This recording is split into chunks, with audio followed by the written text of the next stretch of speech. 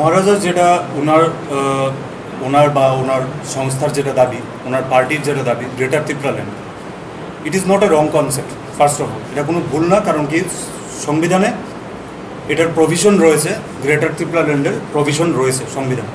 সেটা আমরা জানি না যে ওটাকে কী স্তরে কিছু করা হবে, কিন্তু ওইটার জন্য ওনার সাথে কথাবার্তা চলছে এবং চলবে, আরও চলবে। ওনার সাথে একটু আগে এটা নিয়ে কথা হয়েছে, আমি জিজ্ঞেস করেছিলাম যে গ্রেটার ত্রিপুরাল্যান্ড নিয়ে আমাকে যদি প্রশ্ন করে, তো আমি যেটা আমাদের কথা হয়েছে ওইটা নিয়ে, কারণ এটা কোনো আনকনস্টিটিউশনাল কিছু না, ঠিক আছে?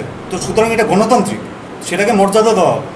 তো এটা কথার মাধ্যমে এটা বিগ একটা ফোরাম, অনেক বড় জিনিস, বড় ইস্যু, এবং ওইটাতে আমরা বলছি যে এটা অগণতান্ত্রিক না কিছু। তো অগণতান্ত্রিক যেহেতু না, তাহলে এটাও থাকবে, এটাকে নিয়ে আলোচনা করা হবে এবং এটাকে কীভাবে এটাকে প্রায়োরিটি দেওয়া হবে। এবং সাথে যেটা কংগ্রেস পার্টির মধ্যে থেকে আমরা মানুষের যে ডেমোক্রেসি রক্ষার স্বার্থে যেটা লড়াই করেছি এবং এগেনস্ট এনি ফ্যাসিস্ট ফোর্সেস, এগুলো আমাদের মুখ্য থাকবে।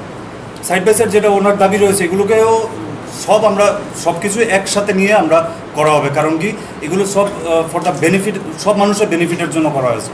তো অগণতান্ত্রিক যদি কিছু না থাকে, গণতন্ত্রের মধ্যে যদি তার প্রভিশন থাকে, সেটার সঙ্গে সহমত হওয়া বা কিছু করা, এটা তো it's not a wrong thing, ঠিক আছে?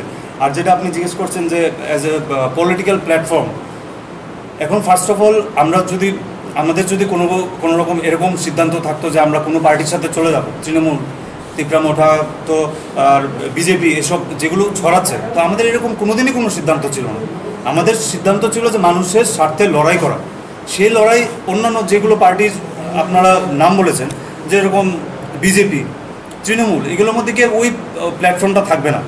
তাদের চিন্তাধারা একরকম, আমাদের আরেক রকম। আমরা ইটস এ লিবারেল প্ল্যাটফর্ম, সবার জন্য সমান অধিকার, taking consideration of all communities, সব ধর্ম কমিউনিটি, সবাইকে একত্রিত রেখে সেটা করা হবে। আর যদি পলিটিক্যাল প্ল্যাটফর্ম তারপরে করা হয়, সেটা আমার একলার কনসেন্টে কিছু হবে না, কারণ আমাদের এটা আমি বললাম তো আগে, এটা একটা বড় ফ্যামিলি, অনেক লোক রয়েছে, পুরো অ্যাক্রস ত্রিপুরা রয়েছে। এখন বিভিন্ন আরও অনেক পলিটিক্যাল পার্টির থেকে অনেকে যোগাযোগ করেছে এবং তারাও আমাদের পাশে দাঁড়াতে চায় এবং অ্যাক্টিভলি আমাদেরকে সমর্থন করতে চায়।